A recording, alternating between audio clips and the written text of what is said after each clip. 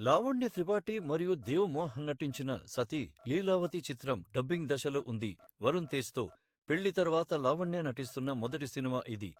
భార్య భర్తల మధ్య ప్రేమానుబంధాలను చూపిస్తూ ఈ సినిమాను తెరకెక్కిస్తున్నారు. లావణ్య త్రిపాఠి, దేవ్ మోహన ప్రధాన పాత్రలో నటిస్తున్న చిత్రం సతీ లీలావతి. ఈ సినిమాకు భీమిలి కబడ్డీ జట్టు ఎస్ఎంఎస్ ఫేమ్ తాతినేని సత్య దర్శకత్వం వహిస్తున్నారు. ఈ చిత్రాన్ని దుర్గాదేవి పిక్చర్స్ బ్యానర్పై తాజాగా సతీ లీలావతి డబ్బింగ్ కార్యక్రమాలు ప్రారంభమయ్యాయి. వరుణ్ తేజ్తో పెళ్లి తర్వాత మెగా కోడలిగా లావణ్య త్రిపాఠి నటిస్తోన్న మొదటి చిత్రం కావడం విశేషం. సినిమా చిత్రీకరణ తుది దశకు చేరుకుంది. మరోవైపు పోస్ట్ ప్రొడక్షన్ కార్యక్రమాలు శరవేగంగా జరుగుతున్నాయి. అందులో భాగంగా డబ్బింగ్ కార్యక్రమాలు ప్రారంభమయ్యాయి.